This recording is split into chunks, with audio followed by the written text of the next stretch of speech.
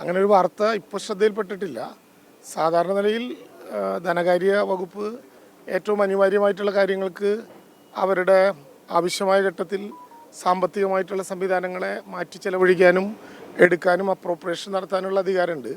Life കേരളത്തിലെ ഗവൺമെൻറ്റിനെ സംബന്ധിച്ചിടത്തോളം ഗവൺമെൻറ്റിൻ്റെ ഏറ്റവും അഭിമാനകരമായിട്ടുള്ളൊരു പദ്ധതിയാണ്. ലൈഫിന് കോട്ടം തട്ടുന്ന ഒന്നും കേരളത്തിലെ ഗവൺമെൻറ്റിൻ്റെ ഭാഗത്തു നിന്ന് ഉണ്ടാവുകയും ചെയ്യില്ല. കാര്യത്തിൽ ഒരു പേടിയും കേരളത്തിൽ ആർക്കും വേണ്ട. കാരണം ഇന്ത്യയുടെ തന്നെ ചരിത്രത്തിൽ ആദ്യമായി ഒരു ലൈഫ് എന്ന പേരിലുള്ള ഒരു ഭവന സംവിധാനത്തെക്കുറിച്ച് ഏറ്റവും ആധികാരികമായി ചിന്തിക്കുകയും 4.5 ലക്ഷത്തോളം വരുന്ന ആളുകൾക്ക് ഭവന പദ്ധതിയുടെ ഭാഗമായിട്ട് വീടുകൾ വെച്ചു കൊടുക്കുകയും ചെയ്ത ഇന്ത്യയുടെ ചരിത്രത്തിലെ ഏറ്റവും പ്രധാനപ്പെട്ട ഗവൺമെൻറ്റാണ്. അതിദരിദ്രരായിട്ടുള്ള ആളുകൾക്ക് പൂർണ്ണമായിട്ടും നവംബർ 1 മുമ്പ് വീട് വെച്ച് കൊടുക്കുക എന്നുള്ളൊരു ദൗത്യം ലൈഫിനോടൊപ്പം ഏറ്റെടുത്തൊരു ഗവൺമെൻറ്റാണ്.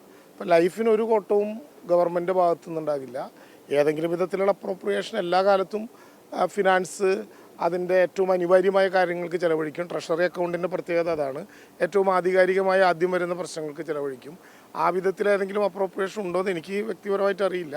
അങ്ങനെ സർക്കാർ ഏതെങ്കിലും വിധത്തിൽ ചർച്ച ചെയ്യേണ്ടതോ ക്യാബിനറ്റ് ചർച്ച ചെയ്യേണ്ടതോ ആയിട്ടുള്ളൊരു പ്രശ്നമായി അത്തരമൊരു വകമാറ്റം നമ്മുടെ മുമ്പിൽ വന്നിട്ടില്ല. പിന്നെ വാർത്തകളുടെ ഉറവിടം വളരെ അത്ഭുതകരമാണല്ലോ കേരളത്തിൽ. അപ്പോൾ കഴിഞ്ഞ് ചിലപ്പോൾ വീണ്ടും അങ്ങനെയാണോ ശരി അല്ലയോ ശരി എന്നൊക്കെ ചോദിക്കാനുള്ള ഇട വന്നേക്കും. അന്വേഷിച്ചതിന് ശേഷമേ അക്കാര്യത്തിലൊരു വ്യക്തത പറയാൻ വേണ്ടി കഴിയുള്ളൂ. ലൈഫ് എന്തായാലും കേരളത്തിൻ്റെ അഭിമാന പ്രശ്നമാണ്. അതിലൊരു വിട്ടുവീഴ്ചയ്ക്കും സർക്കാർ തയ്യാറാവില്ല.